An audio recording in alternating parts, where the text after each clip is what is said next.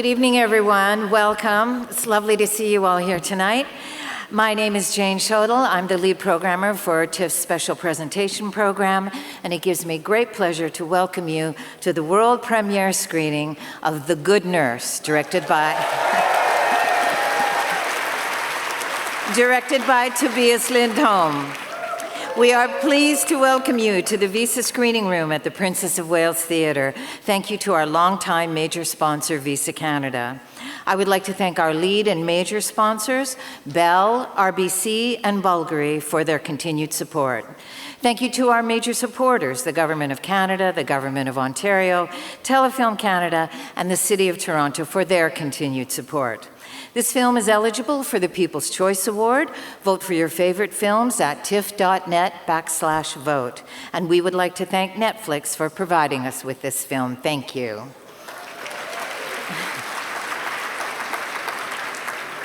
The Good Nurse has a screenplay by Christy Wilson Cairns, who was Oscar nominated for her Best Original Screenplay for 1917. From the book by Charles Graeber. There's lots of Charles Graeber people here. Lovely.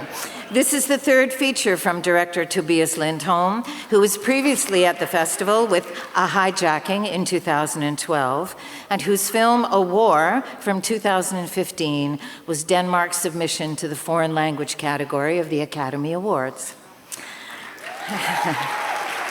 A longtime collaborator with Thomas Vinterberg, Tobias has teamed with a stellar cast to make a suspense story centered on hospitals and healthcare, one of the unexpectedly and timeliest topics of the last few years.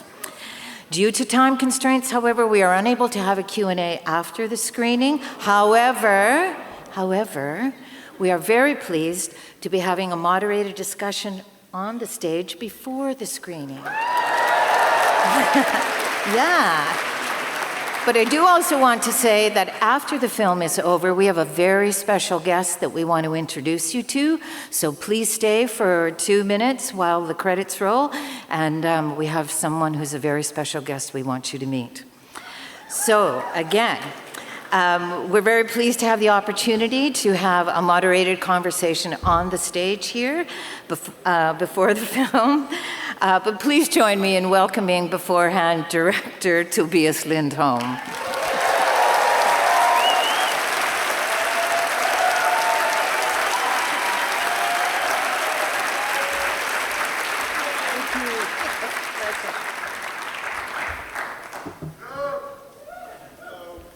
Hello, guys.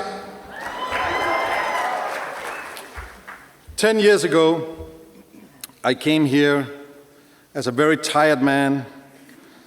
My twins were newborn. I had a 2.5-year-old before they came, so I hadn't slept for a year. I was in Toronto for exactly 36 hours, then they had me on a plane out of here. It was my first solo Danish feature, A Hijacking, I brought, and I'm extremely proud and happy and joyful to now be here for more than 26 hours with my first American feature, The Good Nurse.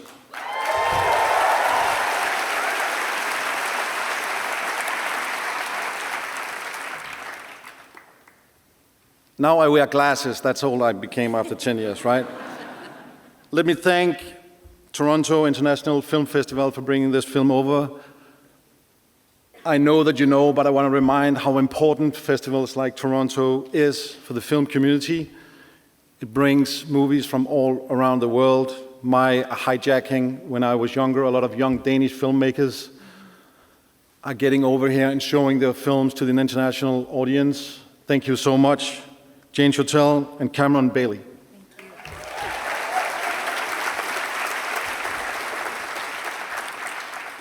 I didn't know what to expect when I started to do this film together with Netflix, but it was great. I would like to thank Netflix, Scott Stuber, Lisa Nishimori, Sean Burney, and Ivana Lombardo for helping us through this and supporting us all the way. I never felt anything but love and support during this. Thank you so much.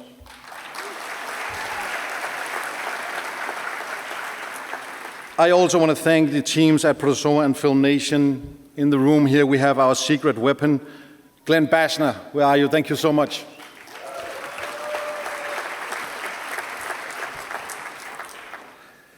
The Good Nurse became an unexpected journey into the most crucial human trait, compassion. Unexpected because The Good Nurse on the surface is a serial killer movie. Compassion because that was the secret weapon our real heroine brought when everybody else seemed lost. In many ways, it's the same superpower that storytelling possesses. The power of reminding other people of their own goodness, reminding us of our own humanity, our own charity, our own strength. Storytelling, more than anything in this world, offers the opportunity to be somebody else for a while, to step into somebody else's shoes and stay there, to learn about that person, but most of all, to learn about yourself. The Good Nurse offers you the opportunity to be the real-life superhero, Amy Loughran, for a while. Well, 2 hours and 1 minute to be precise. Before we see that, before we do that, I want to introduce my band. In the room, we have my captain, the one and only, my first AD. I could not have done this without you, Todd Pfeiffer.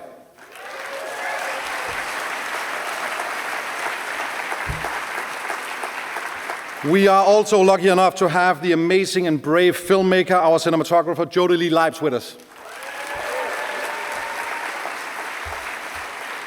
And now, on bass, the foundation, the screenwriter, Christy Wilson Carris, and in the room with us, the author of the book, Charles Graeber.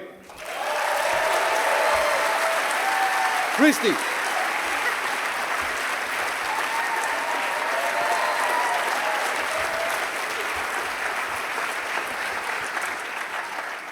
Now we have the choir of producers, well, at least two of them. We have Mike Jackman.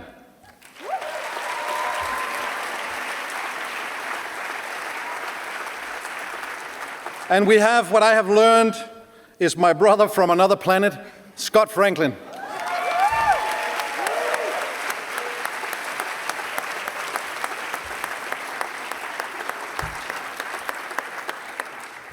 Now, what I've been looking the most forward to, the fantastic, hard-working, loyal cast that worked their asses off and allowed me to search and keep searching while we were shooting. Please welcome Canadians only, Alex West Leffler.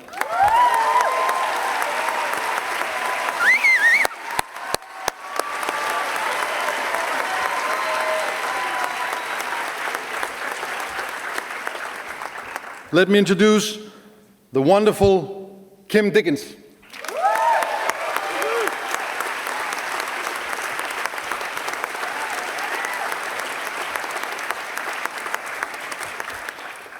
The hardworking and wise Noah Emmerich.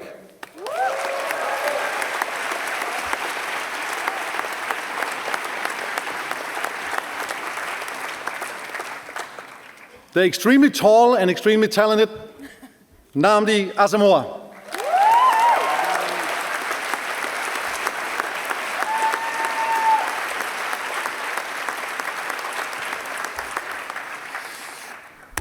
And now the reason that I felt lucky every time I drove home from work. I felt like I had been in the company of giants. First, a fellow European, one of the best to ever do this, and one of the nicest people I ever met, Eddie Redmayne.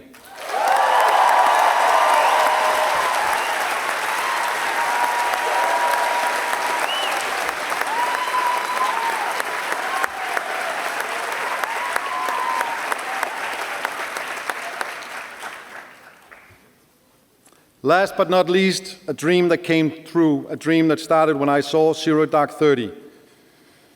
The heart and the light of this film, the actress that makes it all look so easy by working so hard, Jessica Chastain.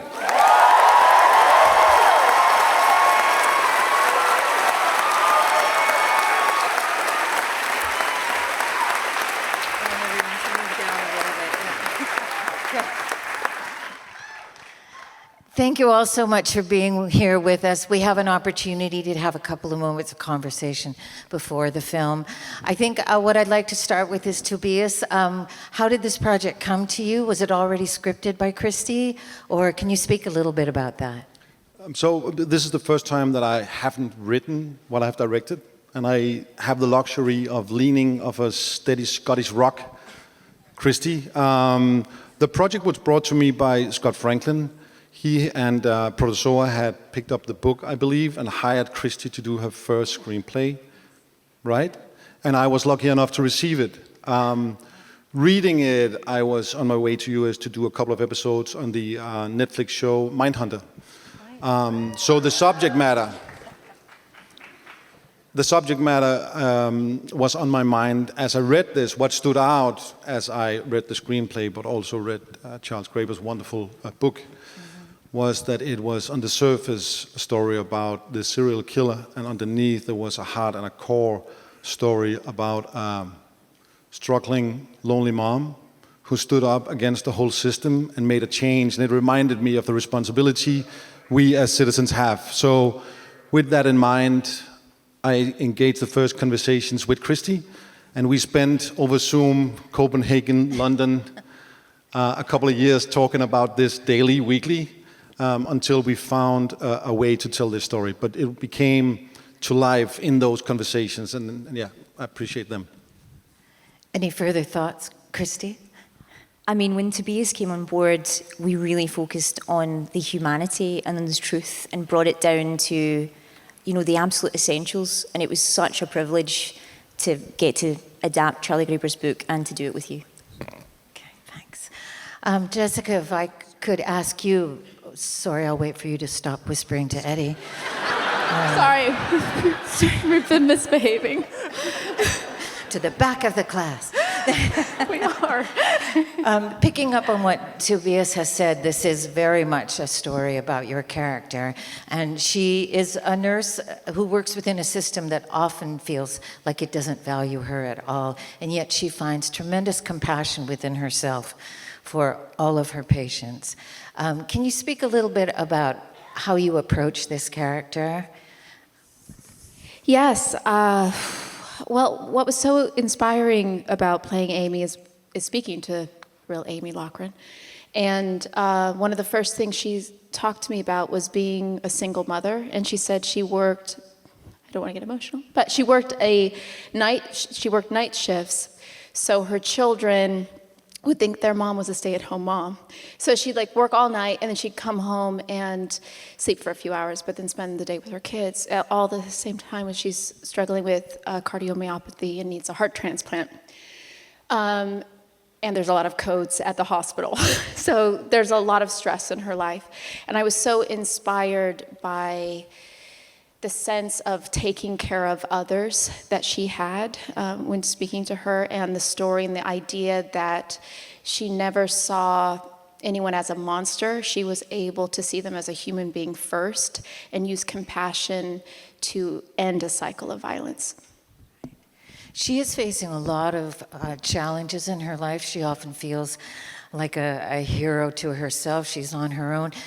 Does this make her more vulnerable and open to his friendship when it's offered? I think, yes, I think it makes her more vulnerable. I think anyone struggling with a health issue, especially something with your heart, I can't help but think that energetically that softens you a bit and makes you vulnerable. Her heart rate wasn't allowed to go over a certain amount of beats per minute, or she could have a heart attack and die. So there's a sense of always trying to calm down and ground yourself. But yes, it's a shocking thing that she was able to do while she was struggling with that medical issue and the emotional issue of it. Of course. Eddie, you have spoken of your character as someone who's deeply, deeply damaged. This can be quite meaty material for an actor to explore. Was that part of what drew you to the part?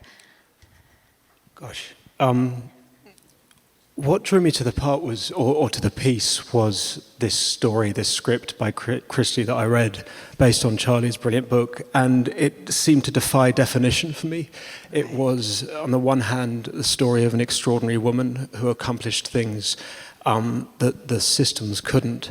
But it was also a story of a broken system, and but at the heart of that was humanity, both with this man who, without giving much away, but he seemed very empathetic and kind and self-deprecating, and then that empathy was weaponized, and I felt it defied definition, and it was unlike anything I'd read. So that's what drew me to it, along with Tobias and Jessica, because that was a dream.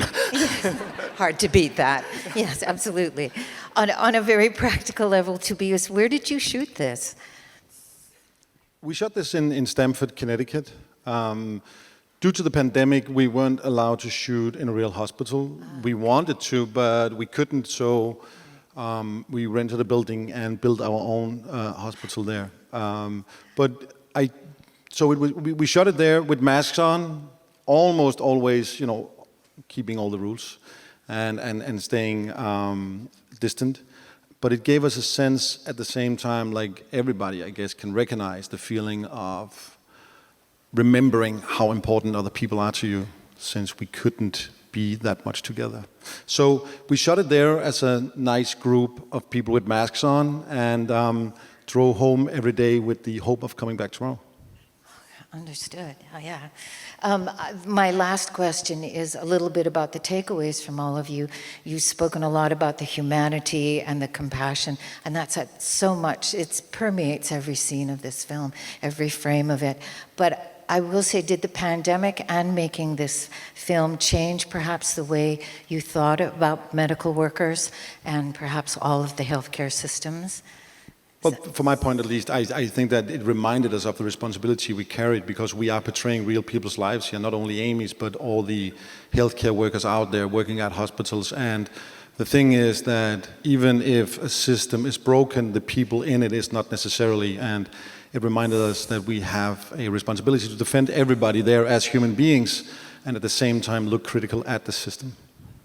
I cannot think of a better way for us to end our conversation. That's perfect. Thank you so much for being with us today. Really, really appreciate it. Thank you all very much. Yep, off there.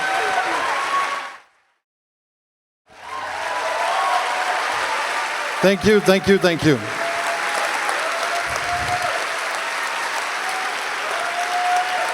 Thank you. Please help me welcome the hero, the good nurse, Amy Loughran.